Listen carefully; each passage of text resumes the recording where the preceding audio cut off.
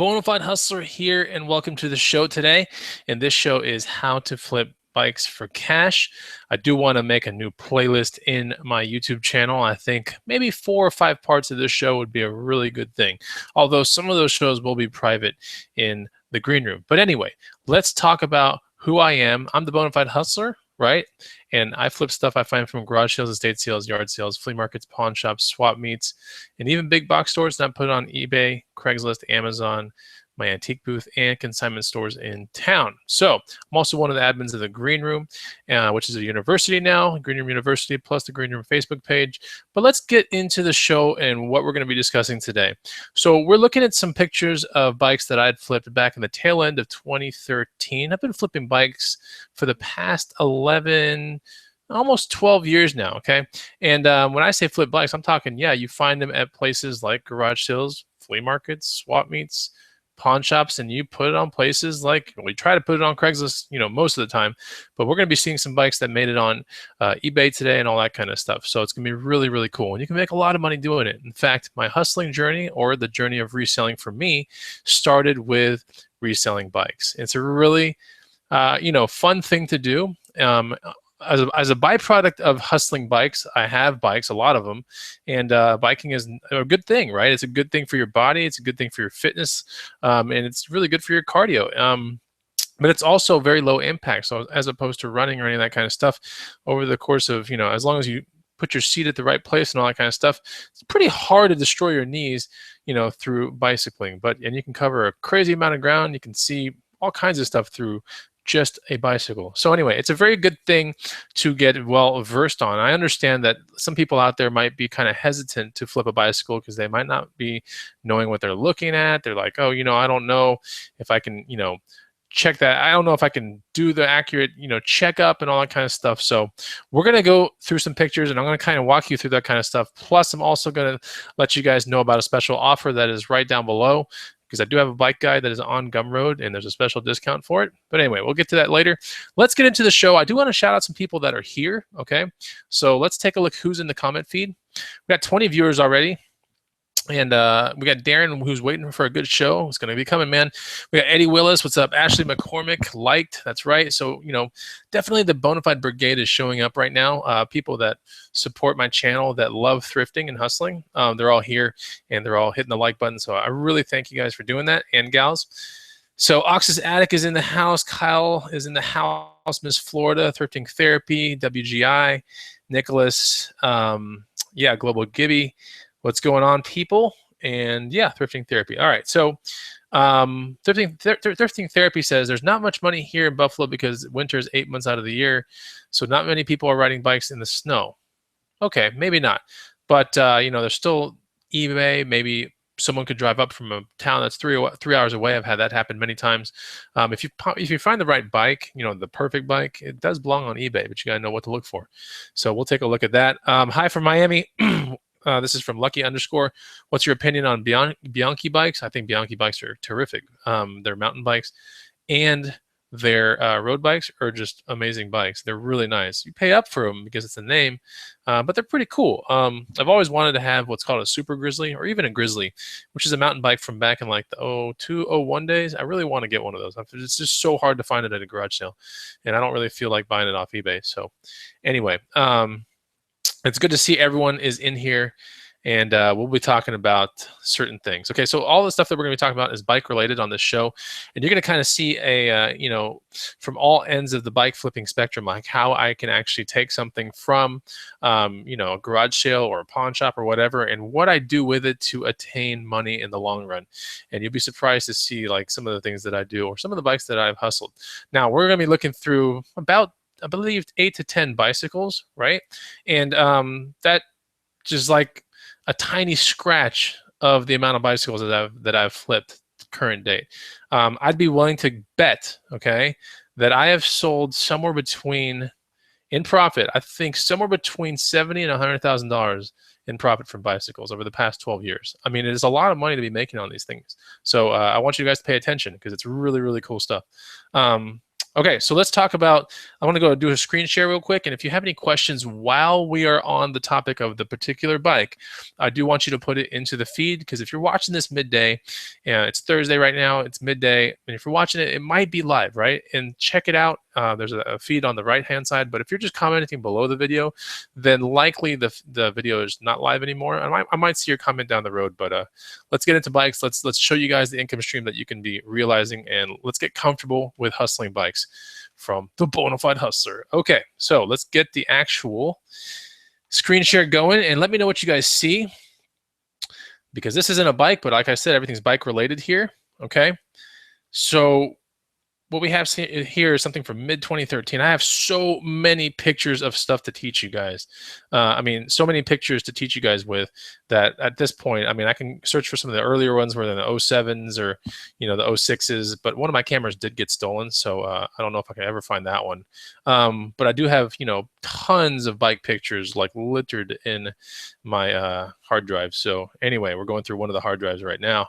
Or actually, through the desktop right now, because I don't want to go through the hard drive anymore. I've dragged all these pictures to a desktop folder. So can you guys see this? I just want to make sure you guys can see this so I can start talking about it. And yeah, so we got someone in the feed that's saying, I love bike stuff. Dude, I'm with you, Hat Trick. I'm telling you, I love bike stuff too. TY Hipstar, hello.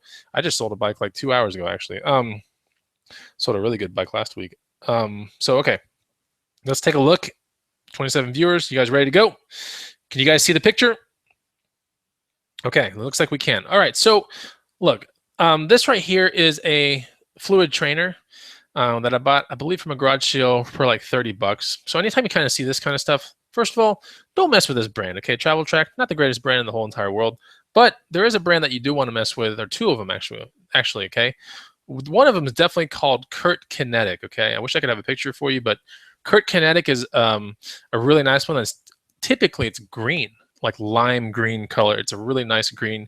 If you ever see a thing that kind of looks like this with a what appears to be almost like a wattage generator kind of thing in the back, then it's likely a bike trainer, and you're going to find them in sporty parts of town, or even if your town is a a very outdoorsy type town. So you're likely to find all kinds of bike trainers in places like Miami, Denver, Portland, Seattle, San Diego, LA, even Houston. I mean, people get on these things because you just want to keep your training up there, and you can watch a TV and your bike is stationary. So the way it works is you put your rear wheel on this little axle nut thing right here, okay? And then your wheel touches this right here, which is the resistance, okay? These are called resistance trainers, because if they don't provide resistance, then all you're going to be doing is spinning your wheel as fast as you can pedal, which is not fun. So you need some resistance, much like the road is resistance when you actually put your bike on a real road surface, okay? So there's three types, I believe, three types of resistance. There's wind, there's magnetic, and then there's fluid, okay? So here's a fluid trainer right here, which if you're going to be messing with the top end stuff, then mag and fluid are definitely up there, and the wind trainers are going to look like a little windmill looking thing at the end. But fluid is pretty good. And so what you want to mess with are the two brands. One is called Kurt Kinetic, and the other one is called Cyclops, like cycle and then ops. So be on the lookout for that. The Cyclops is always going to be like a black or a gray color. All right. With the Kurt Kinetics, they're almost usually green. So this one, is a prime example of something you can buy for 30 bucks and flip for like 60 in town. Nothing crazy with it, but I did want to show you what a bike trainer is. And when I find my other pictures of Kurt Kinetics and Cyclops stuff on future shows, then I'll make sure to show you guys. But for right now, I was searching a 2013 folder with July, August, all the way, I think, to November or something. So let's get educated. Here we go. So this bike right here. Okay, so this bike and this bike right here, all right, I bought at a nearby town, which was about 30 minutes away. I took the toll out there. I bought them both for 400 bucks, okay? So these are considered retro mountain bike. I wouldn't quite consider these vintage, because vintage mountain bikes hardly ever had suspension. In fact, they were mostly rigid, and a true vintage is going to maybe have front suspension. But when you start seeing front and rear suspension, it's likely a current day or a retro mountain bike. So this is more retro because the colors are crazy, and plus Cannondale, before they went to another different way of pivoting their suspension, they had this kind of thing, this kind of bike, which was called like a V. See how it says it looks like a V right here? So this was like their V series bikes, okay? And here's another V right here. In fact, this one was called a Super, I want to say it's a Super V or something like that. It's a Super V something. Yeah, Super V 800, which is really cool. This one actually sold for more money than the green one, but we'll discuss the money here in a second. So these pictures that you're seeing are the exact pictures that went on eBay, okay? So when you're taking a picture of a bicycle, you want to get a nice shot of the front. You know, you want to get a nice shot of the cranks and the drivetrain. You want to get a nice shot of the front brake. This is entire assembly, front fork, everything. A shifter would be nice to put a shifter so they kind of know what's going on. As we can see right here, this thing was so frayed up. This brake cable, I believe, or one cable here was so frayed, but it was still semi-operational, but it was super frayed. So we can see that this thing has going nowhere. That's okay. This is the type of bike that I don't go for fixing or anything like that. I know it's rare enough to where it'll sell. So we have this. We have more pictures of that. A really close up of the drivetrain. Nice picture to have. Since this bike dealt with what's called a head shock, then this shock right here doesn't have. I guess they're called stanchion tubes or whatever. It doesn't have it on the side like normal front suspension mountain bikes. The shock is actually here. All right. It's actually right at the head tube, right there. It's a really odd design, and quite honestly, I mean, it's okay at best, but. There's a switch right here. If you ever find these V bikes, these Cannondale Super Vs or Delta Vs or whatever, like they're gonna have a little rotational knob right here, and you can activate the shock if you turn it one way, and you can harden the bike to a fully rigid bike if you twist it the other way. And we're talking just about the front shock right here. Okay, so just so you know, if you ever see one of these V bikes, this thing can be rotated with your hands. So another shot of the other side of the bike, right? Very important. And one showing them what the rim is, so that way they kind of know what kind of rims come on the bike, whether they're double walled or not. Double walled, of course, being more industry standard than other ones. Of course, I took a picture of this one because the stem is a Coda stem, which is definitely a retro stem, retro shock. It was a really nice build for what it was. The color, okay, this is the reason why people buy these kind of bikes, is because the color is very vibrant. And in fact, when I sold this thing, or when I was looking at pricing it, the color was really the only thing, the main thing it had going for it. Because quite honestly, you could find these V bikes all over eBay, but then the color of this one was the reason why it sold for $380. Okay, so like I said, I bought both bikes for $400. This one sold for $380 on eBay with these exact pictures that you're looking at. This is a full aluminum bike. If you can ride it, that's great. Inflate the tires, right? Because these are all inflated. I don't believe there's anything flat in either one. And give it a little whirl and see if it shifts. If it doesn't, disclose all that stuff on eBay. Guys, there's like super mountain biking pros and like collectors on eBay that are just willing to work on any bike. They don't care if it's, if the cables need replacing or if it needs to have an adjustment here or there. What they don't want is a cracked frame, okay? So you have to be very meticulous before you put something on eBay, because if you have a cracked frame and it goes to eBay and the person finds it, you're completely screwed. So you want to make sure that you scan with your eyes and start following all these pieces of the bike, especially where all the welds occur. All right, where anytime there's a weld, and the welds are really good on this bike, they're just done really well. But you can see they're very flush and nice on this bike. So you want to look at all those pieces, okay, and make sure there's no cracks anywhere around the bike. Very important before you put anything on eBay, okay? So those are the exact pictures. Definitely look out for vintage Cannondale, or sorry, retro Cannondale. This is definitely not vintage, but some people might call it vintage, but it truly is like a retro bike, okay? I'm gonna go in the comments for 1 second.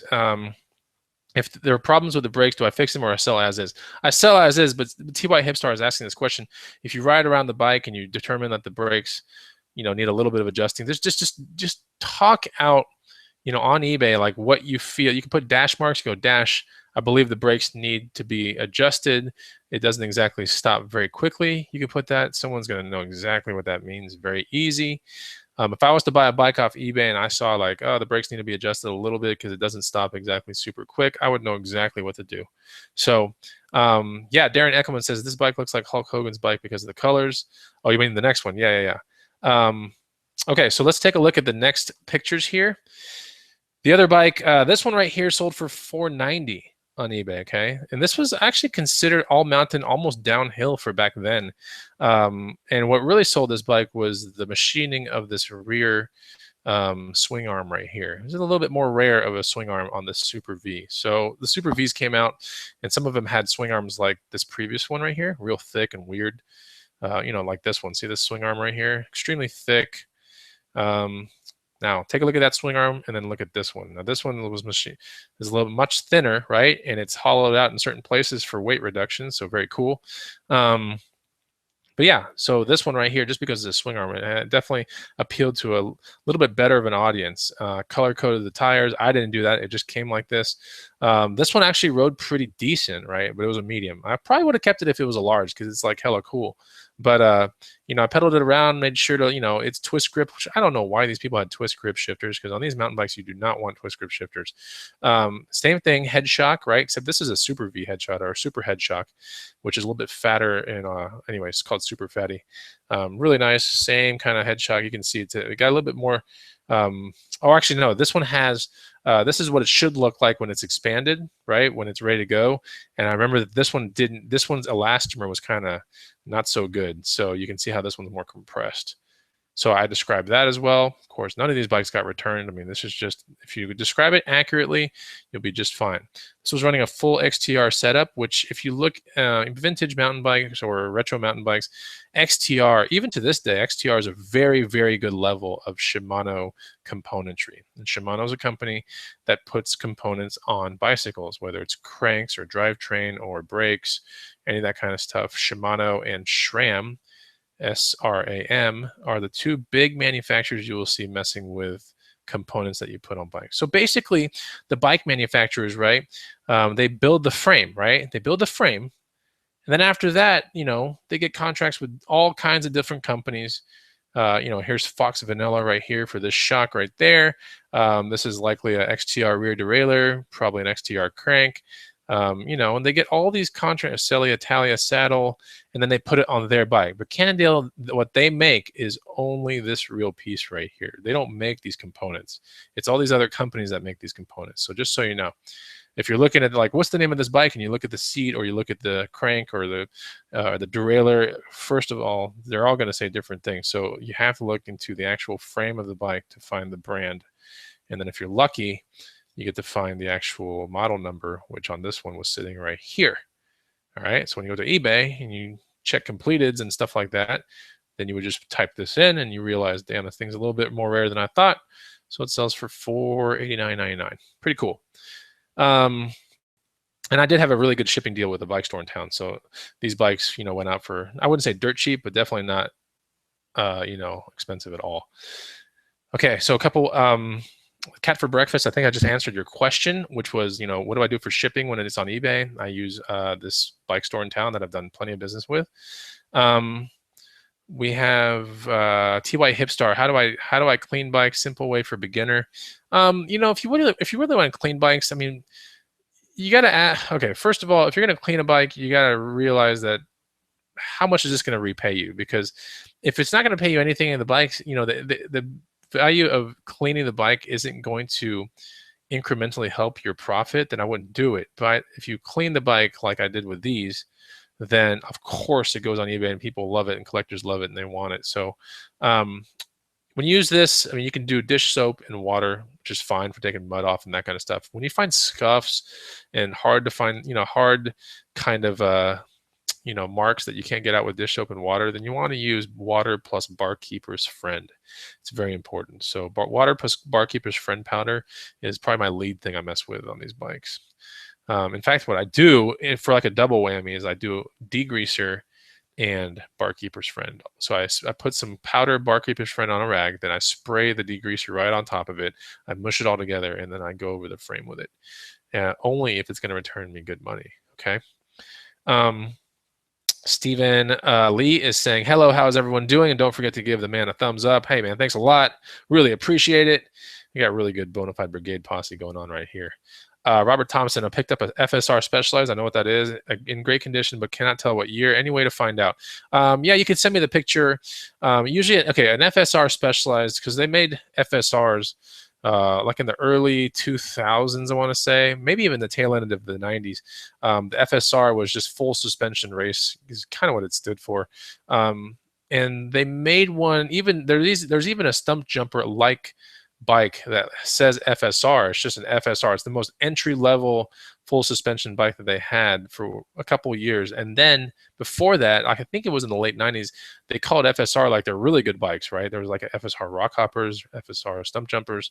So it just depends on which year you have. You can send me a private message on Facebook, Robert Thompson. I can help you out as much as I can. But usually with a picture, I can probably help you out.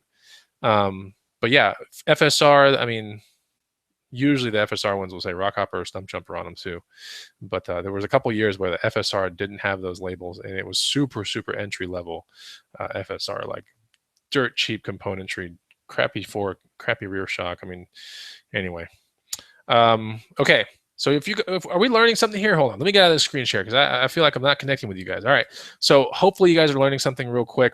And by the way, if you get a chance, okay, if this is starting to pique your interest, and you're like, man, I want to make some money flipping bikes. I do have a bike guide, right? I don't tout it very much, but it is a bike guide that I have. There's a link below, the very first link below. If you're watching this show, there are 50 slots left, or 50 slots at a discount of 50% off. Okay, so the bike guide is $40, but I just put in a code that'll get you can get it for $19.99, which is a total steal. I mean, like, how much, if you barely do well at this, your first bike is going to probably yield you $50, right? But if you barely crack the surface of like bike reselling, you're going to make thousands, okay? Hands down. But you do need a little bit of instruction, right? And the bike guide I've created, it took me forever to create the thing. I mean, literally forever.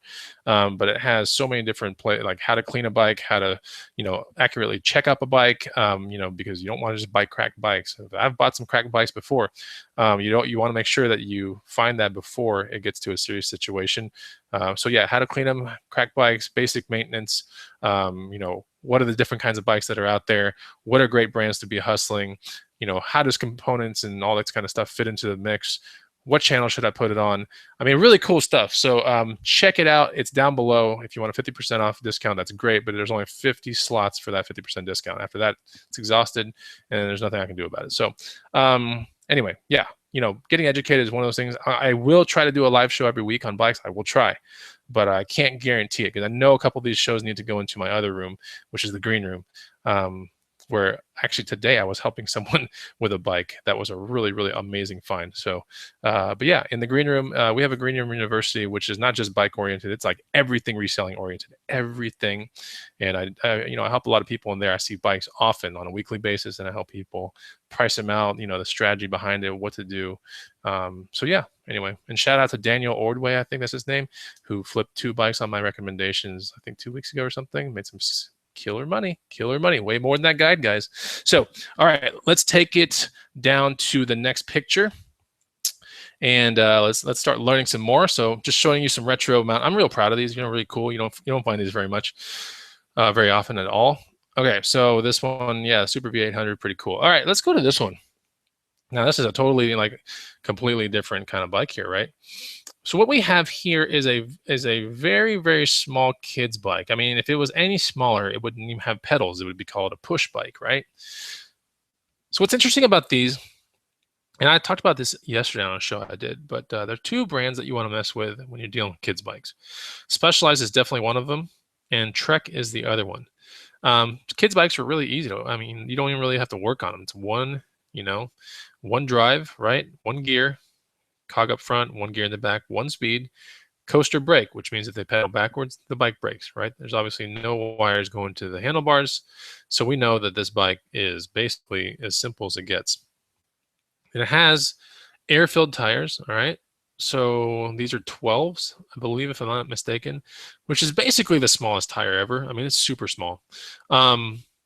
But yeah, so this is a 12. In fact, if you're like, well, how the hell if I know if it's a 12 or 16 or 20, 24, 26, if you go on the side of the tire, it'll likely tell you right here. This one definitely says 12 times 2.125, and it'll also say 12 in the tire on the outside, just like your auto tires, okay? This is a standard kind of pickup, for $1 to $5 at a garage sale, and you can sell them on Craigslist for like 20 to 40 bucks. Just something simple like this. It's really stupid, but like for the same, but at the same time, there's nothing that can basically go wrong with these.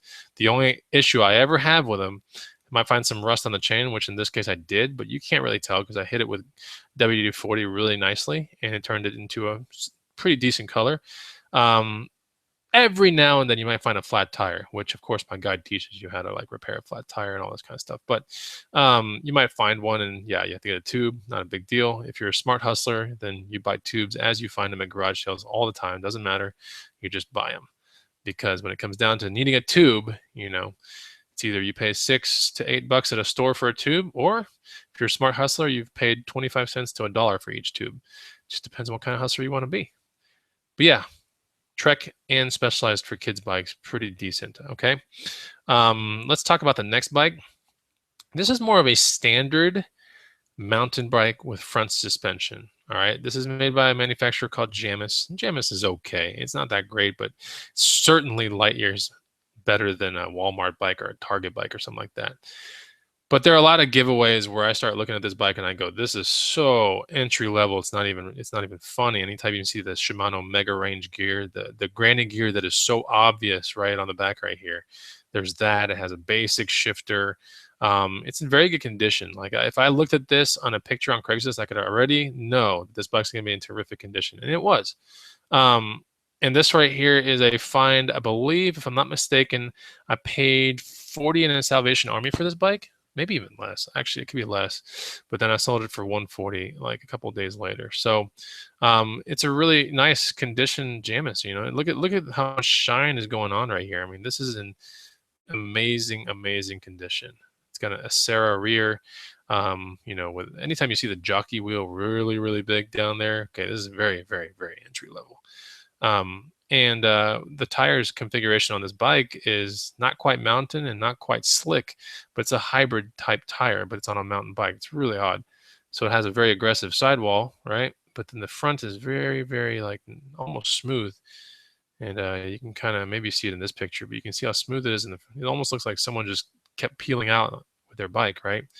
And then, yeah, it's a little bit more rigid this way. In my bike guide also, I'll tell you how to, assess the frame size of a bike, which is very important, because if you don't have the frame size, I mean, you ain't going to get sales, period. You're going to get more headaches and calls and messages than you can ever deal with. So the frame size is really one of the most pinnacle things you want to be putting in your listing title. Is how, is this bike for a 5-foot tall woman, or is this bike for a 6-foot tall guy? How would you know? You would have to figure out the size. Very important. So on this one, some bikes, if you're lucky, they're going to have the size on them, but most don't. This one says 19 inches, which in mountain bike standards, 19 to about 20 is considered a large frame, which is really good for someone that's about 5'10" to about 6 foot tall, maybe 6'1", but yeah, probably about 6 foot. So anyway, front suspension, nothing special, very good condition. It's the only reason I really popped on it. Strong brand, right? You'll learn about brands in my book as well. Yeah, if you want it for half off, you know what to do. So there we go. There's a bike, and you can make serious money off that one. Here's an amazing bike that I found at a Goodwill for $14.99, if I'm not mistaken. $14.99 at 8 in the morning. As soon as the Goodwill opened, I was there. Not because I knew there was a bike there, just because I just got out of my workout and I was like, hell, I'll just go to buy the Goodwill real quick. It's really close to my house. Boom. This is sitting right there on the counter. I was like, what's the story on this bike? Can I buy it? And they're like, it's just getting put out right now. I was like, sweet, I'll take it. So yeah, $14.99. This is a Gitane, right? I believe it's a French brand. This is more characterized as a vintage road bike. This is very popular in college campuses. I live in Austin, Texas, so say no more. We got UT Austin, and people love having interesting bikes, and this is certainly an interesting bike. So it's sitting here in my bike stand. You don't have to get a bike stand if you don't. But if you start making money on bikes and you start getting real serious about the income stream, then yeah, getting a bike stand is kind of important, because it allows you to suspend the bike up like this. You can rotate the pedals, see how the drivetrain works. It just saves you time then, as opposed to just riding on it all the time, then tweaking it, then getting back on it, riding it again, tweaking it. You can actually do all that stuff while it's in a stand, and that's very important. So it's very important for workflow, very important for saving time. A bike stand, you can do so much work on a bike, and not have to get on it a billion times. So this one tested out just fine. The shifters are down here, usually on a vintage road bike, which are highly desirable in college towns, highly desirable. The shifters are going to be here, or they're going to be right up here at the stem, okay? So when you see these type shifters, down tube shifters, this is the type of bike. Gosh, I mean, I don't know if I've ever found a vintage bike that had the frame size on it. So you're gonna have to know how to measure this thing out. It's definitely in my guide, but you definitely want to measure between the top of this middle top tube to the center of the crank. You follow this one line right here, and then you report that number in centimeters on your ad. All right. When it comes to vintage road bikes, you don't have to say whether it's small, medium, large, or extra large, because the centimeters are going to dictate whether the buyer is going to be able to fit on it or not. If you deal with a mountain bike, that's a little different story. You can put the size like 21, 22, 17, 16, whatever. But putting small, medium, large, and extra large or XXL actually helps a lot on the ad. So, it kind of goes both. It kind of goes a different way for the mountain bikes. So, but let's touch on this bike. Let's get a little bit further into it. Let me ask you guys real quick. I don't know how many people are on the show here. We got 28 viewers. Are you guys learning anything? Let me know. Is this kind of show you guys like? We're showing I mean, these are actual pictures. I mean, this is not stuff I'm finding off, Google Images. These are my pictures. So, this one sold for really good money, by the way. This bike is great. So let's talk about. Are you guys learning anything real quick before we go further into this bicycle right here? I want to make sure you guys are taken care of. Mr. Saddy123 has a question. Do you have a formula for deciding when it's a good move to part a bike out rather than sell it whole? Mr. Saddy, you are jumping to conclusions here, or you're jumping ahead in my little tutorial, because I have a sick bike I'm going to show you when you want to actually take a bike apart, and I have a perfect example. Oh man, you're sharp today, man. Mr. Saddy, super sharp today. Ashley McCormick, yes, I didn't know a thing about bikes. That's cool. So I appreciate the measurement info. You are welcome. Lucky, you're learning a lot. Classes in session, LOL. Cat for breakfast, does UT auction off abandoned bikes at the end of the year? They do. And it's considered like police auction, but yeah, UT auction, police auction. I've never gone to it. I heard it's kind of hectic. I don't really like auctions per se, where I have to wait for things. I hate that. So, Darren Eckelman, how many bikes do I hustle at a time? I mean, as many as that. Okay, so like if I go to a pawn shop or I go to a garage sale or a round of garage sales on a Saturday morning, I mean, I have come back. The most I've ever put in my car, I've had 4. I've had 6 bikes coming back. Like that's the most I've ever put into an FJ Cruiser that I owned like a year ago. So yeah, I've had 4 on the outside and have 2 inside the cabin, plus all the rest of the stuff I was hustling for the day. That's the most I've ever taken back in one haul. But it's not uncommon for me to come back with 2 or 3 at a time, But if I'm just messing around town, I'm likely to find, if I'm really going strong on pawn shops and really going crazy on thrift stores, I could find about 1. So it just depends. Now, how many do I resell at once? The most I've ever had someone come by my property or I've met them at a gas station has been 3 times in an hour. That's like the high, or no, 3 times in about, I always space it 15 minutes. So like one person at the 45 mark, another person at the hour mark, and then another person at the 15 mark. Yeah, it's pretty nuts. So that's when I was really crazy into it. But I've been so good at other stuff now. They're not my primary thing anymore. So anyway, but I still love doing it. I own about 13 bikes of my own. I still love riding. So I ride every single day, actually. So anyway, Mr. Saddy123, sorry. No, it's all good. Jumping ahead isn't okay. Only if you do it. Okay, so let's talk about the next thing real quick. Let's get you guys educated. Here we go. We're going back to this bike that I found for 15 bucks at a Goodwill, okay? So vintage road bike. What's interesting about this one, it's in very good condition, okay? In very good condition, and plus it has fenders.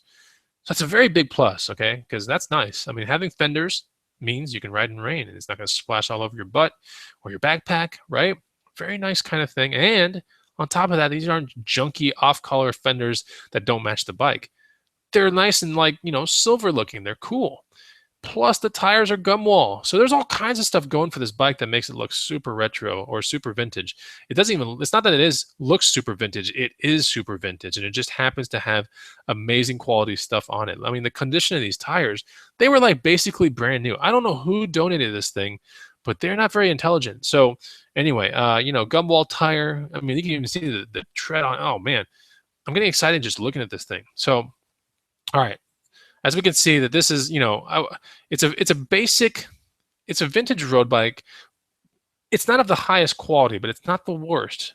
right? Anytime I see a crank that is like bolted on right here, that's when I know like it's a little bit on the cheaper side, but it still looks amazing and in a good bike town, sells for good money. I believe I moved this bike for 160 bucks if I'm not mistaken. Like shortly thereafter, look at the color of those tires. I mean, look at the condition of this thing.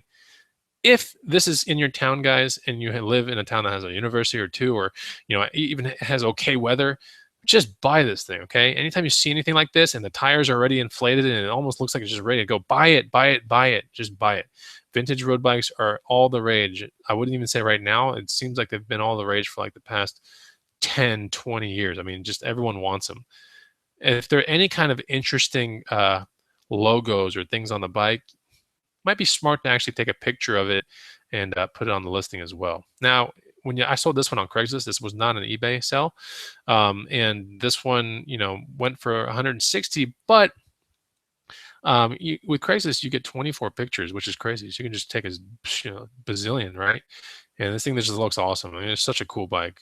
Of course, not cool enough for me to keep it, but cool enough for me to hustle it. Look at this thing, made in France, made in France, made in France, made in France. Custom made, blah. I mean, beautiful, right? Yeah. All right, here's another. Now, this is the flip side of the spectrum. So you have bikes like this, right? It's for like once in a while it comes this perfect. I mean, this is like a light shining down from the hustler gods going, buy this right now, make money. Then on the flip side, you get things like this, which at a garage sale or even a thrift store, I can't remember where I got this one exactly, but if memory serves me right, it was around 15 bucks as well. This one sold for like, I believe, if I'm not mistaken, 60 or 80. So now the frame on this one, pitted, junky, blah, blah, blah. Definitely needed some adjusting. We can see how loose this cable is right here, right? So it was an as is. In fact, this was not even writable. I didn't want to mess with it. Strange thing was the rims were actually really good rims. The tires were great tires. So I was like, all right, well, someone's going to see that. We have Araya rims right here, which are the gold ones. I mean, the nice gold ones, which, I mean, look at the color. Look at the sheen of this rim right here. And then look at the sheen of this bike. It's like, what the hell are these rims doing on this bike in the first place? So my guess is, someone blew the original rim set out, goes to a bike shop, and goes, all right, well, what can you do for me? And they're like, well, we got this kind of like pair that's just sitting around because you can't really find these right now, right? You can't, you're not going to find these in any bike stores like this with the golden sheen. So likely they're just like laying around. The person's like, look, I'll just put them on for like 50 to 100 bucks and I'll make you a deal. So they put them on with some current day tires, right? Not gum walls, but these are definitely current day. Because when this bike came out, likely it had tires that look like this right here, right? Gum wall. Anyway, so if I'm not mistaken, see this seat on there right there? That was the one I had laying around in my garage. Crappy seat. It's like, whatever. Because this bike actually came with this seat right here, which is an old Brooks saddle. If you ever mess with leather saddles, Brooks is going to be the best one to mess with. So if you're suspicious, like, okay, I can't tell if it's a Brooks or not, there's going to plaque right back here that'll say Brooks, and on the side it'll be embossed saying Brooks on the leather.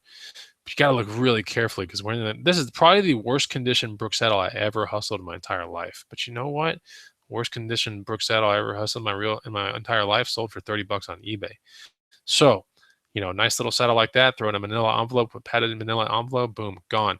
So extra 20 bucks in my pocket. So you can't see much out of this picture, but if we look at the zoom in of right here, okay, this is what it looks like right there. Now you can kind of see the BROOKS, and the O and the O are kind of together like Olympic rings, okay? It kind of goes together. So that's a Brooks saddle. It should have some lacing through here. Some people put colored lacing, whatever, but this is heavily, heavily weathered. And you might be thinking, why the hell would someone buy a seat like this? Well, someone wants to put on some, weird antique archaeology type bike like Mike Wolf that he would have just sitting around in his house, right? Not exactly super functional kind of seat because we can see it's pretty ragged out, but nevertheless, it's definitely a seat that has some money associated with it. Okay.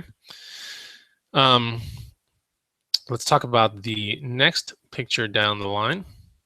All right, so this is a Diamondback. I want to say this was a Hot Streak, if I'm not mistaken. Cool Streak. Okay, Cool Streak. Sorry. All right, so this bike I bought in town for I think it was 80. If it wasn't 80, it was $100. So let's talk about why I spent 80 or $100. Because to most people, spending 80 to $100 on a kind of a junker looking bike like this is a really bad idea. I get it. But if you read my guide, Bikes to Bucks, there's some telltale signs.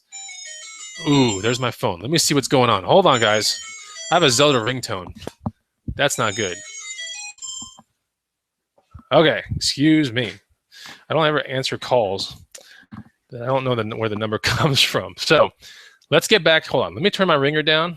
Let's do the polite thing. Let me turn the bona fide ringer here. And definitely like the video for the Zelda ringtone, please. Yes. Okay, ringtone is down. Okay.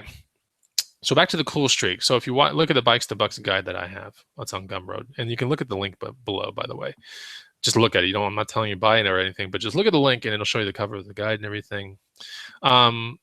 This is a characteristic vintage BMX, and if you study the guide, you start realizing, like, holy crap! Anytime you see any kind of setup like this with plastic mag wheels, the actual tail, I mean, it's just screams retro, just the way that the font is done and certain other things, kind of like this, right? Little foot pegs, and even foot pegs here. If you're not looking carefully enough, you realize, oh crap, there's still foot pegs in the front. So I bought this for 80 to $100 locally from a guy. It actually was raining that day, I remember. And I believe it was 80 because I tested it for like I was, for 100, I was looking at it, but then I looked real carefully and I realized a couple of things were not right. And even threw in a couple of brand new white tires, which I think I put on another bike down the road. No, I actually put it on my, I did put it on another bike. I put it on my, my folding bike that I take when I go on trips, right? So it has cool white tires on it. So, here's the next picture. Now we see the cool streak sticker. We see the mag wheels, and we see the foot peg. So we're getting more, a little bit deeper into the bike. These are current day tires. You wouldn't know, but I know, just the way it is. There's the braking surface. So these tires, this one right here, I believe the tube was blown out, so I had to replace it. But we can even see that the bead of the tire is going over the rim right here. You have to look carefully, but you can see it. So I had to repair that real quick. Nothing crazy. These are just the preliminary pictures I took. Sometimes I'll take pictures of making the bike look like it has air in it, and then I'll just fix the flat later, or I'll air it up really quickly, take the picture, then see if it deflates. One of the things I want to tell you guys about real quick, and this is like pro tip number one, if you hustle a bike, okay, number one thing, if it has tires and the tires are flat, okay, which that's going to happen about half the time, it seems, right? Okay, maybe a little bit less, like 40% of the time. You're going to hustle a bike, garage sale, whatever, and the tires are going to be flat. So what you need to do is actually, when you get home, is inflate the tires to 20 psi. Okay. Now, if you're like, well, that's a little exact, like why 20? Try to get it to where you can get some squish, but there's some structure to the tube. Okay.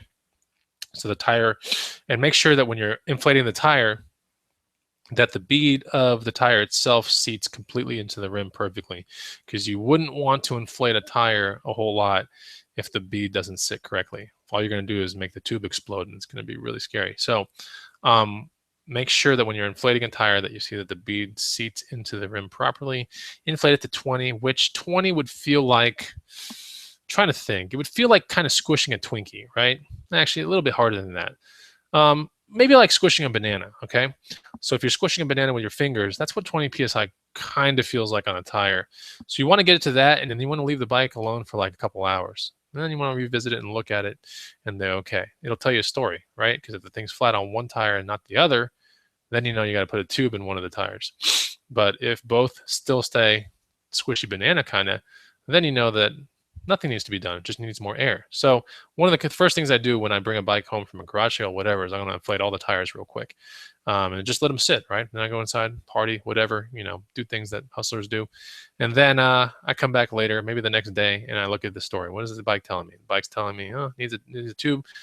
I would pull out my drawer, got tons of tubes from garage sales that I've hustled in the past, and they're all dirt cheap. So I'd pull out tubes, fix what I have to. But that's basically what you want to be doing. Okay, so when you get a bike, inflate the tires immediately. Okay, let's get back into the actual story of this bike, the Cool Streak.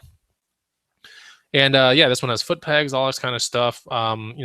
Complete indicator of a vintage BMX is a dipping, handlebar or complete straight bar. Boom, really, really obvious.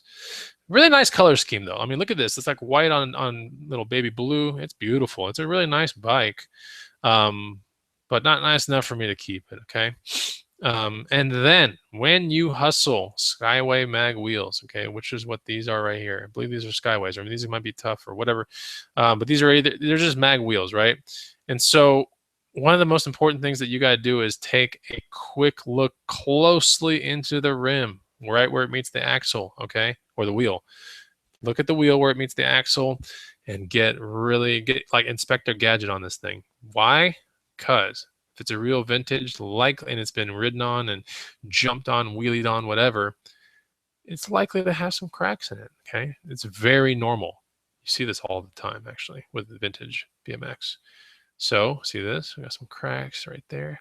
Does it mean it won't ride properly? No, it's probably going to ride just fine. But does it mean you can't be doing crazy jumps and stuff? Yeah, I'd probably stop doing crazy jumps and stuff with this bike.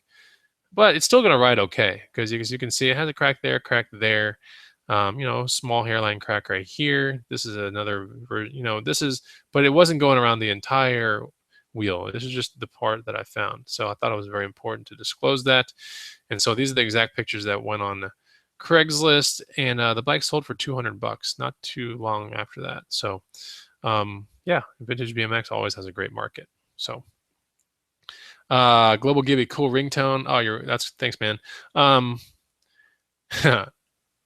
Okay, so let's talk about, there's some funny comments in there, but I'll read them later. Let's go with the next bike right here. Okay, this bike I bought from a pawn shop. If I'm not mistaken, I spent about $120 on it. Now here's a kicker about this bike. I spent $120 on this bike. I had different tires. I mean, as you come around in the hustling game, you start finding some really cool things. And so you start upgrading your bikes as it comes. But everything else was here, like these crazy ape hangers, steel frame, Electra with this torn up saddle. I liked it everywhere. This was a really comfortable bike to ride. And the funny thing is, guys, I rode this sucker for damn near 3 or 4 years. All right. 3 or 4 years of bringing this thing to festivals and downtown and going crazy and down hills and just having a blast with this bike. All right. A total blast. And then years later, I flip it for $250. All right. $250 on Craigslist. $20, and just normal tires, like black ones, slick. Came across these tires on a hustle, so screw it. I'll just put them on the bike. Actually, I think it was a garage sale. I think there's like $3 for a pair of tires. So put them on there. Looks really good. The bike even had an imperfection, which is nuts, right? Can you guys figure out what it is? Can you guys spot the imperfection? Who can tell me the imperfection? We got 30 viewers here. I know someone's got a really, really fast brain and can see it pretty quickly in this picture. So it has an imperfection. I'll go to this picture. Can you see the imperfection? Can you see it here? Can you see it here? Who knows what the imperfection? And guess how the imperfection was made. It's pretty easy to figure out.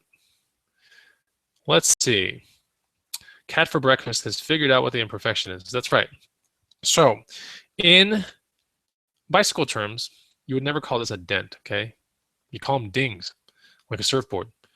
Ding is the bicycle term for any imperfection that actually causes the tubing to bend inward, usually, okay? So not a dent, but a ding, okay? Completely different than this right here, which would be called a scuff, okay? And then you'll see other things where it's like a scratch. A scuff can be taken out. Scratch usually can't. A ding definitely can't. But, a single bike like this, one gear, right? Coaster brake, highly unlikely that a ding's ever going to affect its riding. How did this bike get this ding? It's pretty easy to figure out. It's a dual crown front fork, right? And when the front fork swings around this way, likely it happened when it was like, when I was transporting it from point A to point B or something like that, this just swung around and bam, it hits this. So this right here, part of the fork came around and hit that thing. I don't know when, but I'm 100% positive that's what caused it, because if you take this and you swing it over here gently, you realize that this meets perfectly with this bar. So that's how it was created. And Yeah, cat for breakfast, super, super, super sharp right there from the forks. That's right. So some of the things you want to take a look when you hustle a bike, okay? When you buy it from a garage sale or pawn shop is you want to look it over really, really hard. Like I discussed in the very first part of this video, you're looking for cracks, you're looking for dings, you're looking for imperfections, you're looking for reasons not to buy the bike. But if you have to buy the bike, I mean, if you don't find any reason, it's time to buy the bike, right? If you got a good deal, it's time to buy it. This bike is an Electra, okay? Electra and Felt are probably the best cruiser bikes that are available right now, current day, okay? Much better than Fat, PHAT. I would say a lot better than Nerve, NIRVE, a lot better than Huffy, Murray, all these other brands that you see that are just way mass produced. This manufacturer, Electra and Felt, they make themed cruisers that have a theme. They have like some cool eclectic vibe to it, right? And this one, the theme to this one was it was called a Stream Ride series. So it was really neat, and it had, see, it says right here, custom stream ride series right there. You can see the stream right there. So I know a lot about this bike because hell, I owned it for like 4 years and then I flipped it for more money. So, just showing you that, through the bike hustle game, you can get some amazing, amazing little bikes, ride them for a whole long period of time, and yeah, flip them for cash. It's great when you find something better. And I definitely have something better in my garage. But this is a nice bike. It was so much fun. Everyone wanted to ride this thing. Here's what Electra looks like right here. I think they're produced in Leucadia or Encinitas, California, which is north of San Diego. Amazing manufacturer. I've owned many Electras and I love them. So don't be scared. When you find a tiny little ding like this on a cruiser bike like this, I'd still buy it for 120 bucks because quite honestly, a ding that small ain't going to affect the way it rides. And it's just a really cool ride. And it's got a lot of things going for it. It's got this skull thing, dual crown front forks, 8. It's got a lot of cool things to where someone's like, okay, the hell with that ding. I don't care. I want this bike. It's super cool. And that's what you're betting on. So, all right. So let's talk now about there's another picture. Okay. This bike. So Mr. Sadie 123, pay attention because this is where it gets interesting. This was a pawn shop bike that I bought for 55 bucks at a pawn shop. Now, who can spot? Who's really good at spotting bikes and can realize, holy crap, something is definitely not right with this bike? Who can figure it out? This is going to take a little bit of bike knowledge, and I'll rifle through 3 pictures, and you can kind of see, like, you're going to realize, like, oh my God, like something that does not belong there. Can you guys figure it out yet? Who can figure it out? It's really, really obvious. Okay. So I'll let a couple people, like, they're definitely, let me think, 1, 2, there are 2 things on this bike that scream, okay, that shouldn't be there. So who knows? Cat for breakfast is definitely on the game right now. So cat for breakfast is right on. Mr. Sadie, you're getting very close. So let's talk about this bike. First of all, the drivetrain, okay, which consists of everything that's right here, where you place your feet, you crank around, and then it transfers the power through a chain to a rear set of cogs. And the way that that thing keeps tension is through a thing called a derailleur, which also happens to be able to change the gears as well. And it's hooked up with a wire that's it's spring loaded right here. There's a wire right here. It travels all the way up to the shifter, which is right here. Remember in the earlier part of this broadcast how I said that a vintage bike is going to have shifters either on the down tube or on the stem. So here's one with the shifters on the stem. It's wild because this right here, this drivetrain is literally like a current day drivetrain. So what I could equate it to would be, it would be kind of like, seeing your friends. It would be like, okay, it would be like going to a garage sale, finding a Camaro SS, like a 60s Camaro SS for like $7,000. No, yeah, it's about $7,000 in great condition. You open the hood and it has a Raptor motor inside. I mean, it's kind of something like that, or like the motor of a Hellcat, right? Something nuts, because this does not belong here. Although it rode great, you hardly ever see people doing the vintage bike steel frame, right? It's a vintage. I can tell with this Raleigh. Everything about this thing is vintage, two-tone, head tube and everything like that. Everything about this bike looks vintage. But if you know what you're looking at, you realize the person that built this thing out really spent a lot of money right here. So if you were to buy this drivetrain, right, on the open market and just slap it on this bike, Okay, this drivetrain, we're talking about the cranks, the chain, the cassette, which is this thing in the back with all the gears, the derailleur, all right, and this front derailleur right here. And, well, which is not drivetrain, but we'll just say the brakes too, right? Because the brakes are also the same thing here. If you are to buy this in the open market and slap it on this bike, brand new, okay, you're going to be spending $400 on eBay just to obtain all this stuff to put on this junky frame, which is nuts, okay? The other thing that doesn't match is the fact that these are Mavic Cerium wheels, okay? They are not super current day, but definitely not super old. But they are definitely they're like race type wheels. I mean, they are. A lot of racers back in the day used them. Mavic Cerium wheels. So let's take a look at another picture. Let me move this thing over.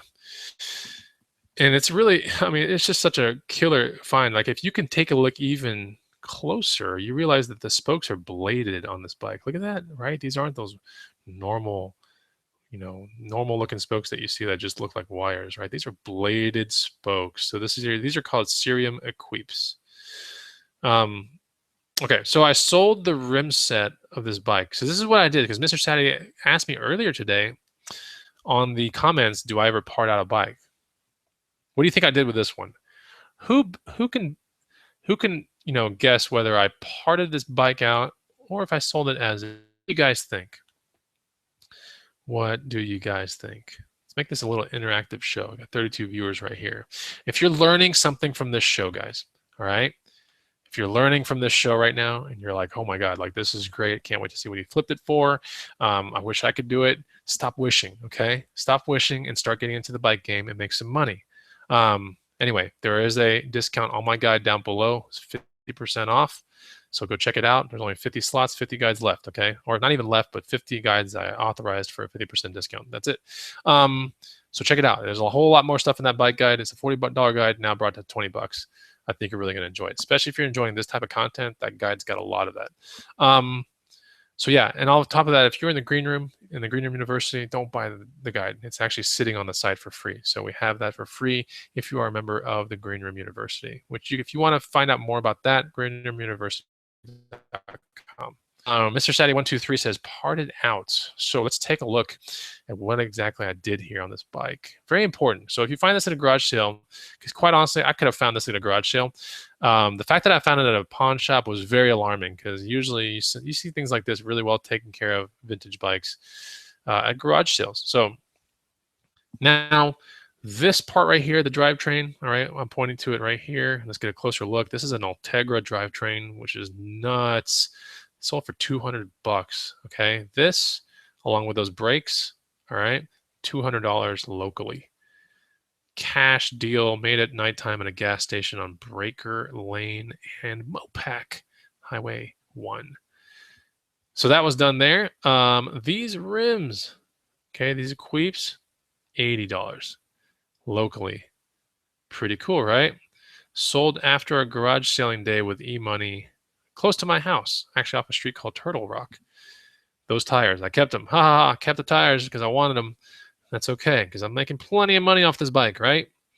And then the actual frame, which we can see right here, the frame sold for 30 bucks locally.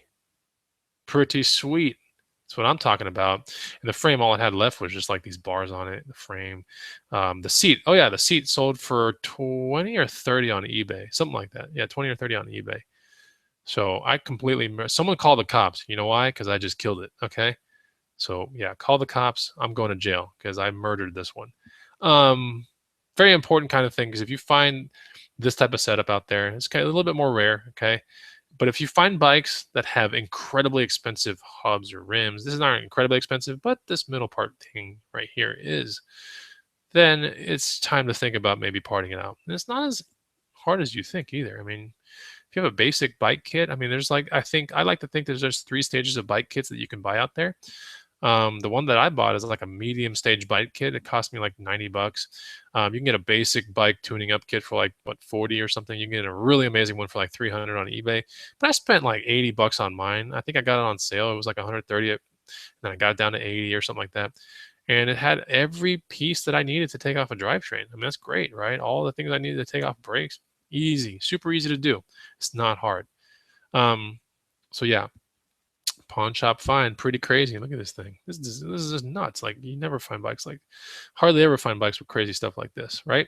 Going into the comments right now, WGI Pros Vision said I parted to save in shipping. Yeah, I mean, I was thinking about putting this crap on eBay, but I was realizing like, hey, you know what? I could just flip this thing locally, like right now, like super, super awesome. And then yeah, I flipped it immediately. Like, I was in the green, like with one flip. It was just when the drivetrain sold, boom, in the green, making money. That's how I do it, right? 145 in the green the second this thing sells right here. That's great, considering it only took me, you know, what, 20 minutes to get the buy, go in the pawn shop, determine it was a good buy. 20 minutes later, I was already home, like, figuring out what to do with it. And then the very next day I was taking it apart. And then right after that, it sold, So that was cool. The part that took the longest to sell was actually the frame, strangely enough. The rims were bought pretty quickly. The frame, when you have a $30 frame, it's kind of like, it would be nice if the frame had some wheels, but it didn't. Who cares? So anyway, Global Gibby. So what do you do with the guts of the bikes if the bike, wait, let me just get this. What do you do with the guts of the bikes if it doesn't sell? Do I keep for parts or other flips? It depends. Well, Global Gibby, I took these tires because these are 700 by 28C gator skin tires with like really, really good tread on them. It was not bad at all. So I was really pumped with the tires. I mean, you can see right here, they're still in pretty good condition. Kept them, right? And that was something I wanted for myself. I sold the rims. I mean, all that was left was just the frame. I considered throwing the frame in the trash if it wasn't going to sell in a certain time frame. Like, I had to list it. I think I started it like around 50 or 60 bucks, and then I ended up settling at 30. There was a part of me that was like, I'm just going to donate it. I don't care. At this point, look, when I kill it, when I murder it, an extra 20 or 30, I mean, to me, this doesn't matter anymore. Like, I just want to get my head straight for the next bike flip. I mean, that's just how I kind of think. So if some people are like, why the hell would you throw a bike frame away? I might just donate it, right? Get a % off Savers card. And, that's just equally as smart if you think about it, if you time it right when you use the Savers card. So, but no, none of this bike went to waste. But ordinarily, if I find something amazing off a bike and I take it for myself, it'll usually be a saddle. If I find a bike where it's like a Brooks saddle on a mountain bike, I realize, okay, the Brooks saddle is not going to make the difference on this mountain bike sale because no one cares about it. They only care about a Brooks saddle when it's on a bike like a touring bike or a road bike. But if it's on a mountain bike, no one cares. So you take the saddle off, you put a generic saddle on, and boom, now you have a $100 saddle on one of your own personal bikes. So yeah, I have 2 of my personal bikes that have Brooks saddles from Hustles that I've found. I might pull off, I always pull off lights. I mean, that's just cycle computers, always pulling those things off. Those aren't going to make or break it. I pull off crazy bottle cages that I find that are vintage, that have really cool colors. I'll pull those off. Sometimes I put them on eBay every now and then. And that's about it. I mean, that's pretty much it.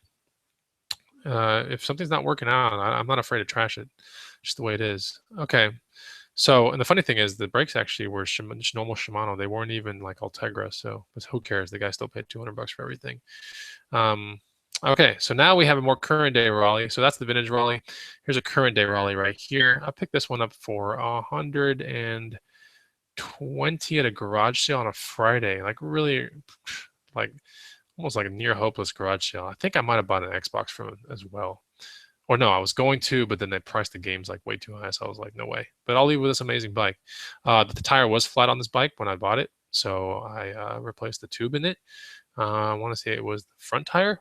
And then it's a real basic entry-level road bike that Raleigh makes. There's a Raleigh Sport. So if you can think of like, okay, the very first offering of a road bike that a manufacturer will make will be usually steel frame, no carbon front fork.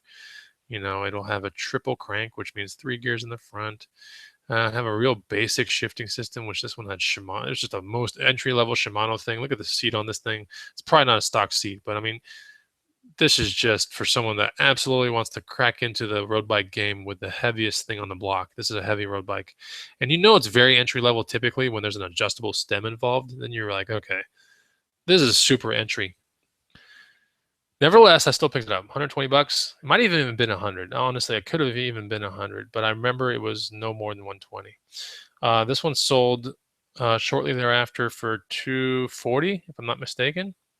locally. Of course, this is not the caliber of type of bike that you put on eBay. But we can see the condition of this thing. I mean, like barely any scuffs. Like it was in really, really, really good condition. You can just tell. And usually road bikes are going to be nice like this. Now here's a generous kind of thing. It has the actual frame size, medium 56 centimeter. Okay, so remember how I said in road bikes that the centimeters matter a whole lot. If you could translate the centimeters into a size, then medium would be right about 54, 56. But there's nothing really super special about this bike. But what's really special is the fact that I hustled it. Haha. You can even see part of my FJ Cruiser in the background of that time.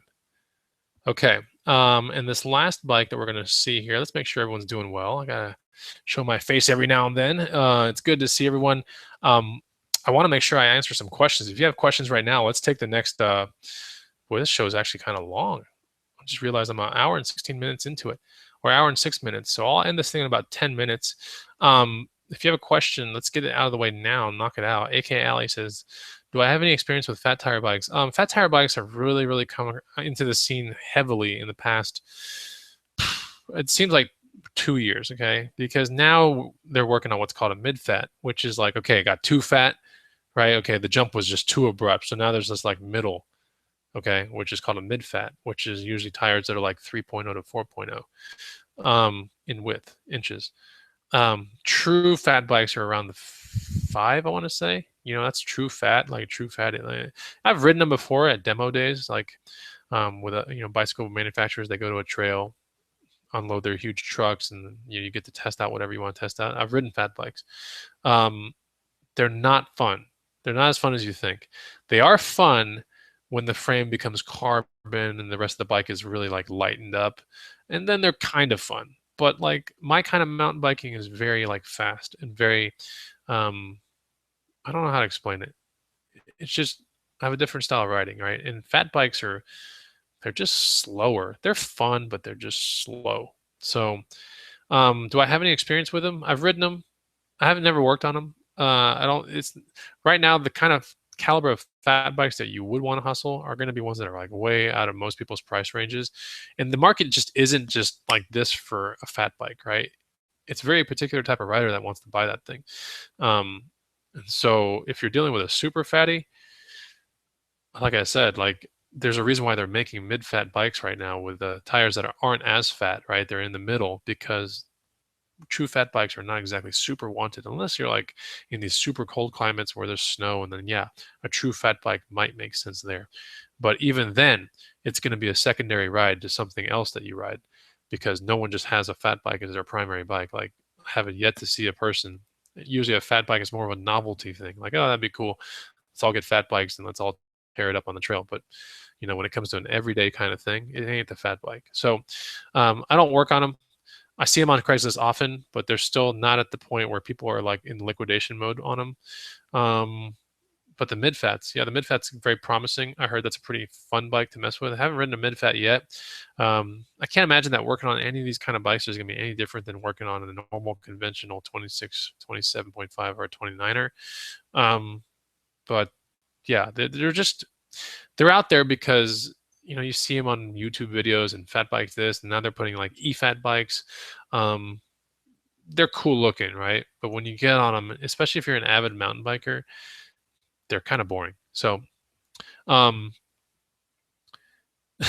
Eddie Willis question bike guide for a 1999. Find it, and I'm having trouble. Below the link is looking right at it right now, and the code is right below it. So I am saying that the guide is 50% off right now for the first 50 slots. And let's see what else we got here. Any more questions, let me know, or we can just keep going. Mr. Sadie123, I'm parting out an early 80s Japanese bike. Oh, that's right. Yeah. The crank caps go for 40. Local market sucks around here. Where are you at? Where are you from, Mr. Sadie? Very curious, I do reside in Austin, Texas, and Austin, Texas is very bike friendly, extremely bike friendly. So maybe I have it easier than some people, But, even if you are to make, even if you're to learn the game a little bit over the course of, if you live in a junky bike town, you can still find some decent bikes and list them, here and there on eBay.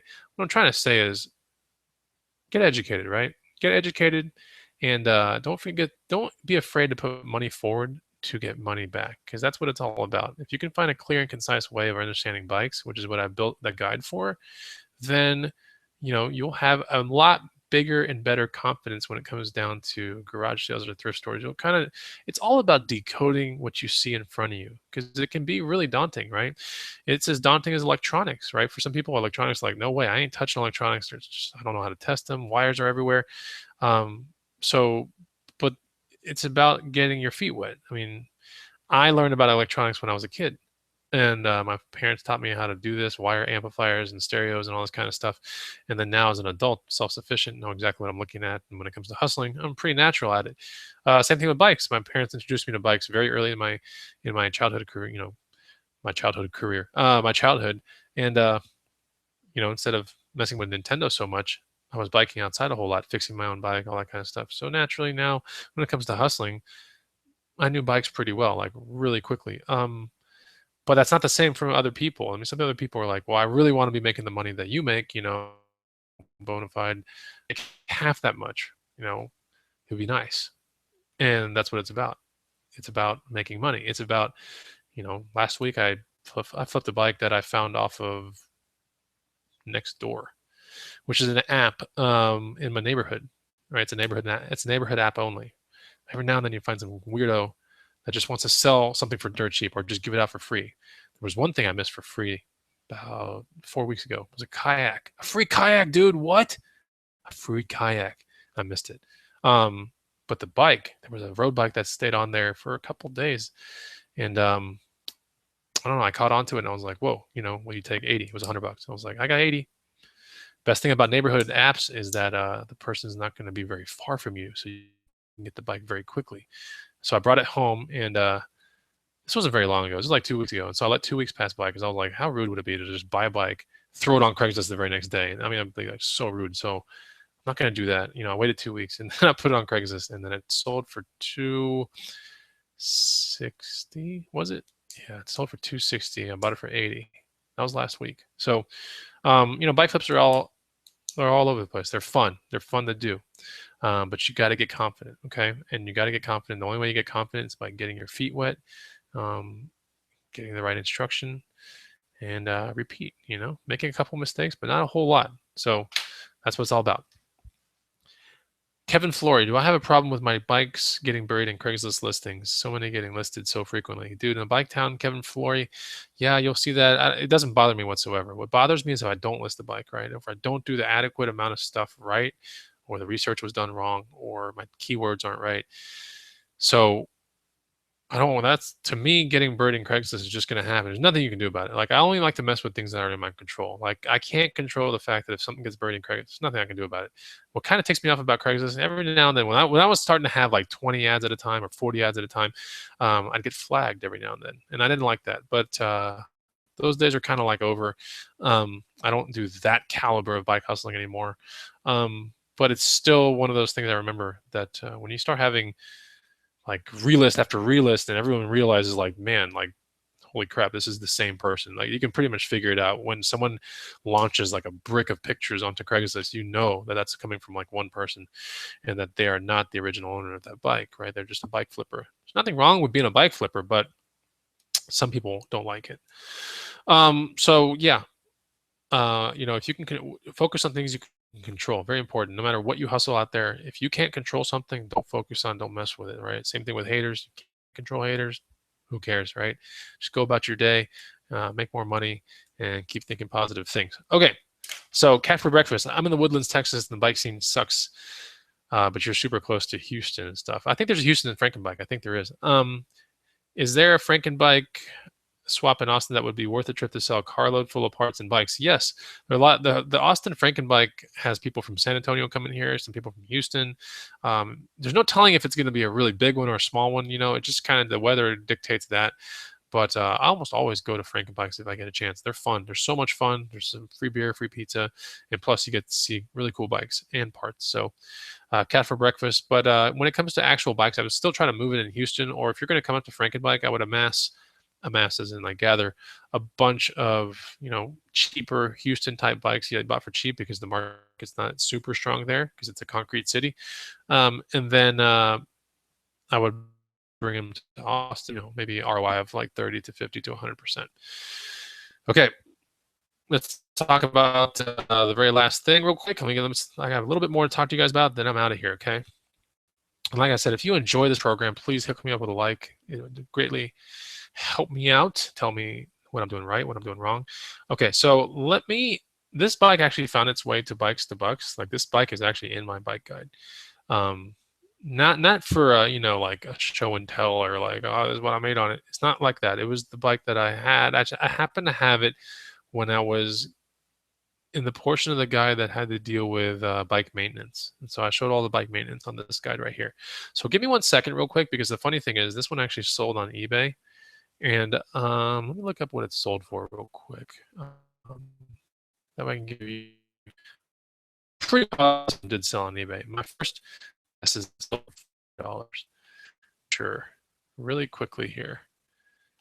And my email is not going fast. Okay. So bear with me real quick. Let me just type in this bike.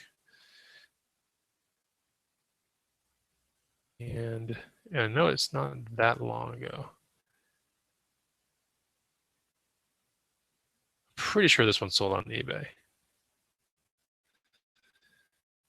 Here we go. Actually, I think it's sold on, no, I swear it's eBay. Let me see, let me make sure.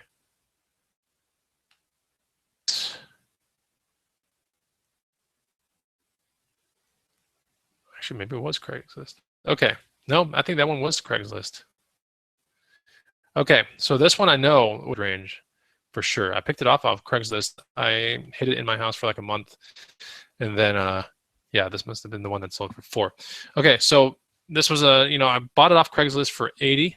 It was a Sunday evening, or no, a Sunday early afternoon. I was sitting on the couch and I was just on eBay. I'm doing hustler things that all the hustlers should be doing. If you're a true bike hustler, any kind of item hustler, when you have some downtime, you always get on places like Craigslist, OfferUp, for me, Nextdoor, random apps, Let Go, whatever.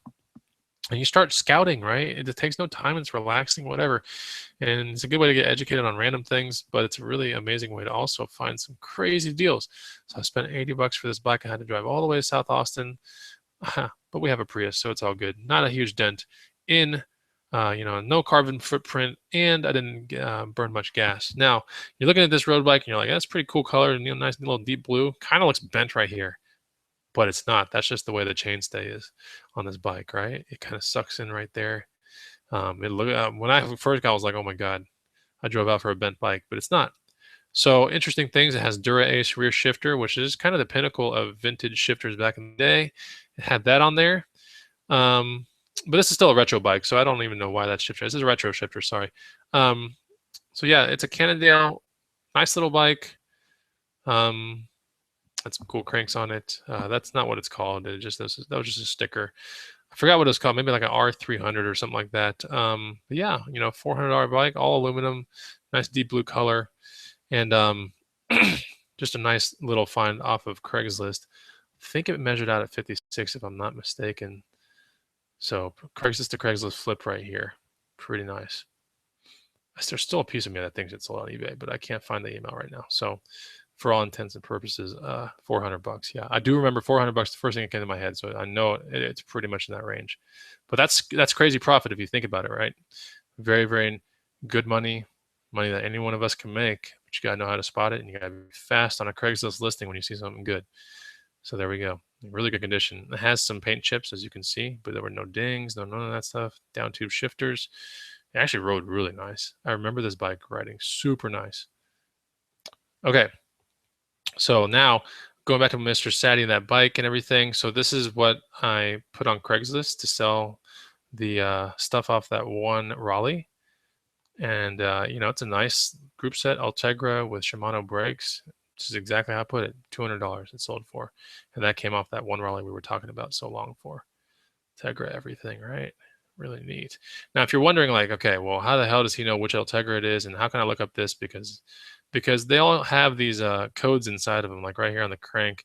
There's going to be a code for this crankset. There's a code right here. You can't see it, but it's around the bottom bracket. Even the chain has a code. You can just run these codes in Craigslist. This has a code. It's real hard to see, but it's there. I mean, you can see them. In fact, you might see it on one of these pictures, but you can kind of tell. Anyway, but they all have these little codes. It might be 8900, 9800, something, but they all have codes. Here we go. Here's the code on the back of the brakes, BR450. So that's how you can kind of figure it out.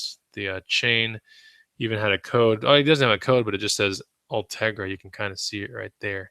And then there is a code right here. You can barely see it, but it's there. See, it says like a SN6701 or something like that, HG chain. The code right here on the bottom bracket. Very cool. Code on the crank arm from the backside is 172.5.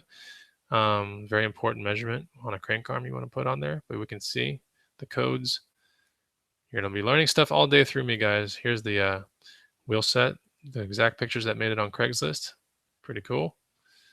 Nice little wheel set, all right? And then there's the picture of the actual bike frame that also made it on Craigslist. Just like that is how I sold it. And then I actually sold the pedals. Oh yeah, these sold on eBay for like 20 something dollars too. Oops, I made some more money. I didn't even know it. That's the sale that sold on eBay. And this is a real part of that bike all the way through. And that's the end of the pictures. So, this concludes the show. And I wanted to, hour and 21 minutes. So I went a little bit over my time. But if you are watching or you watch later, and you're intrigued by this money stream, and this is not a fly-by-night kind of money stream. This isn't anything new, okay? Because I've been doing this for like the past 11 / almost 12 years now. You can make crazy money off bikes. And so naturally, when I was like in my content creation stage, which is where I am now, and I've been there for the past 3 or 4 years, I create content as in my guide, right? The Bikes to Bucks guide, which is sitting down below in the link. I create content that'll help someone speed up their mistakes and stuff. Like, we don't want you making mistakes, but you're going to have to make some, right? But to speed up that process of learning is very important, right? You want to realize the money in the bike game, you're going to have to get educated. So it's very important to realize all facets of bike hustling, which is like identifying what type of bike it is, figuring out the size of a bike, basic maintenance, bike brands to buy, right? Very important. Common models that to flip, the importance of componentry, what it means, all that kind of stuff. Troubleshooting, doing an accurate bike check, very important. Like how to really like look for cracks and dings and all kind of stuff, like a really accurate one. And then yeah, so it's a really important thing, like what avenues to put the bike on. Very important to realize the stream. So I think there's one person, when I was at Taco Deli here in Austin during the Green Room meetup, I was sitting there at Taco Deli and this gentleman comes up to me. His name is Jacob Lamore. I think he lives in Seattle. But he comes up to me and I'm just eating a taco, right? And I'm hosting kind of like this micro event. And he comes up to me. He's like, I just wanted to thank you. He's like, I was like, okay, cool. And he goes, yeah, man. He's like, your bike information is like legit. It's so right. He's like, I've been making crazy money in Seattle following all your bike direction, and I read your guide and everything. He's like, I've been making crazy money. He's like, I just want to thank you in person. I was like, well, that's pretty cool. But anyway, if you want to cross-check that story, Jacob Lamore in the Green Room is that person, which I want to try to have him on a bike show, because what better way to like, talk about bikes than to have another person that's enthusiastic about bikes right here on the screen as well. So we're going to get him on a show. He was really cool. Like, I talked to him several times during the meetup. He was just a really animated individual that's thankful, cool, always wants to learn something new, not even bike related, right? Just like everything about hustling. So I really value him as a member of our room. But check it out. So 2 things you got to check out, okay? Well, actually 3 things. So I'm going to drop a couple things real quick while you guys are still here. The first thing is, if you want to learn about anything other than bikes and you want to learn, how to make money, reselling things on eBay, Amazon, all that kind of stuff, there is the free guide down below my actual bike guide. There's this guide for free, okay? Puts you on an email list, and you get to get all these like Green Room emails, and you get to figure out what the university is about and everything like that. If you want to accelerate your learning immediately into like all facets hustling, greenroomuniversity.com. Okay, greenroomuniversity.com. Check that out. Now, if you want to get into the bike game, that's all you care about right now. You want bikes only. You want to you want to work on one stream first, and then work on other streams later. The bike guide is really good. And it's heavily edited, graphics everywhere. It's fun. That's sitting down below. It has a 50% off discount code to the first 50 copies that are sold. So, and I probably will terminate it in like 2 or 3 days. Just I don't care how many sell, right? But if 50 sell, it terminates no matter what. But I will terminate it also in about 2 or 3 days because I'm not out there to, just dilute my guide. But I will give a special offer to someone that watches this show, maybe to a day later and not, the day after that. And I think it's very important. But if you are watching the show and the guide's not for sale, okay, then it means that it all sold out, whatever. It's still available at the regular price. Maybe wait for another bike show. I might put another discount out there, okay? Don't be discouraged because even at its normal price, it's still worth it, okay? As you can see through this video, right, and our time span is not very far from anything. Where I started with pictures from, and these aren't all the bikes that I flipped, but I started at pictures. I'm looking at it right now. We started at July 22nd, 2013, and we ended at January 24th, 2014. So in a matter of 6 months, I pulled pretty good pictures to show you guys a story. These are certainly not all the bikes that I flipped in that time frame, but these are just some of the pictures, and you can kind of see that there's definitely a money stream going on, okay? There's definitely a money stream, and how much do you want to commit to realize part of that money stream for yourself in your own hometown? That's up to you. I can't make that decision for you, but what I can do is help you out with a tiny bit of a discount. So if it's there, then you can get it. If it's not a big deal. I will likely run another one some point, but I don't think I've run many discounts on my bike guide ever, because I know it's in the green room for free. So I just don't ever run them. I just don't. So, but I do want to talk more about bikes because I love talking about bikes. I ride bikes every single day. I flip bikes every single week. It's fun. So, and you see on my ride-alongs on my YouTube channel that I pick up bikes all the time. So it's good to see everyone. Take it easy, and let me go into the comments one last time, see what everyone's saying. Robbie Walton, I have 5 bikes to flip. I've been waiting on this show. Cool. To Cat for Breakfast, do I ever research your bikes through the police department to see if they're reported lost or stolen? No, I don't. If I get them through good means, right? I track all my garage sale finds on a kind of like a ledger type thing, carbon copy type ledger thing. If I buy anything from a pawn shop, I always get a receipt. Very important, because the second you get a receipt or you have a ledger, you know where you bought it from, right? Even a Goodwill. I mean, there's no other way that it could be illegal besides maybe buying it off a person, like a homeless person or some random person that you're like, hey man, that's a pretty sick bike. And he's like, you want it? That's happened sometimes, right? And it gets kind of sketchy at that one part, but I take the chances of that, but I haven't done it in a long time. But I have done it before, and that's where it can get kind of sketchy, right? I've never actually rolled up and just found a bike. That's not true. I actually have rolled up and found a bike here or there. But usually if I'm finding a bike in front of someone's house, I'll go to the door and be like, hey, is this really supposed to be out there? Is it for free? Then I'll take it.